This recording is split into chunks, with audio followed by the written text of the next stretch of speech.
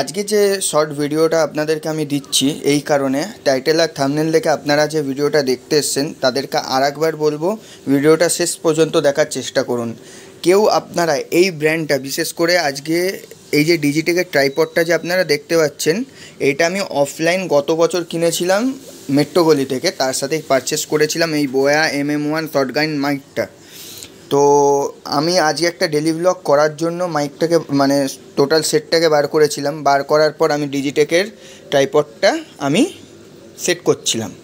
এই ওপরের মাউন্টটা থেকে পুরো সেটটা করার পর যখন মোবাইলটা সেট করেছি, যে আমি মোবাইলে তো ব্লগ শ্যুট করি, তো সেটা সেট করেছি, তারপর দিকে আচমকা ট্রাইপডটা একটু নড়ছে। তার জন্য আমি একটু খুলে দেখলাম, যখন খুলতে গেলাম বল হেডটা যখন খুলে হালকা টাইট দিলাম বা খুললাম, আচমকা দেখি এটা খুলে এরকম নিচে পড়ে গেল। ভাগ্যিস আমার ফোনটা ড্যামেজ হয়নি। এই হচ্ছে ডিজিটেক যে কোম্পানিটা আছে ব্র্যান্ডটা, ওর নাকি এই মানে কোয়ালিটি দেখতেই পাচ্ছেন, কোথাও কোনো বাড়ি খাইনি কিছু না। জাস্ট আমি সেট করে এই বল হেডটা একটু হালকা টাইট দিয়ে ঘুরিয়ে সেট করছিলাম আমি একটা ডেলি ব্লগ শ্যুট করার জন্য। তো আচমকা এটা এরকম অবস্থা হয়ে পড়লো। বিশেষ করে আপনাদেরকে এই ভিডিওটা করার আমার একটাই উদ্দেশ্য, যারা ডিজিটেকের মিনি ট্রাইপড কিনবেন, যারা এখন ইউটিউব চ্যানেল তৈরি করবেন, তাদের উদ্দেশ্যে আমার ব্লগটা বানানোর।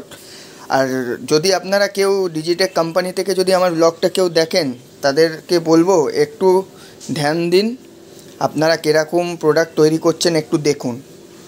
আজকে আমি এটা অফলাইন স্টোর থেকে কিনেছিলাম গত বছর, এই মেট্রোগলি থেকে। দোকানটা কত দাম পড়েছিল সেটাও আমি বলে দিচ্ছি। এই হচ্ছে বিল, 2000 অটো ফোকাস দোকান, সেখান থেকে এটা কিনেছিলাম। 470 টাকা অফলাইনে আমার পড়েছিল, যেটা অনলাইনে একটু দাম বেশি দেখায়, আমি অফলাইন স্টোর থেকেই কিনেছিলাম। তো এই হচ্ছে তার নমুনা। তাহলে বলুন কীরকম আপনারা প্রোডাক্ট তৈরি করেন।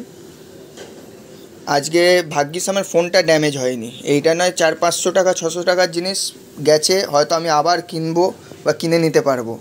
এরপর তো একটাই কথা বলবো, ডিজিটেকের কেউ কোনো প্রোডাক্ট কেনার আগে একটু ভাবনা চিন্তা করে কিনবেন। দেখতেই পাচ্ছেন তো কীরকম অবস্থা। আপনার যদি এই জিনিসটাই যদি ঠিক না থাকে, আপনার দামি মোবাইলটাও যদি আজ পড়ে গিয়ে যদি ড্যামেজ হয়, তাহলে ভাবতেই পাচ্ছেন ফোনের কী অবস্থা হতে পারে। তো ব্লগটা এখানেই শেষ করছি। ডিজিটেকের কোনো প্রোডাক্ট কেনার আগে একবার অবশ্যই চেক করে নেবেন যে কী কিনছেন না কিনছেন।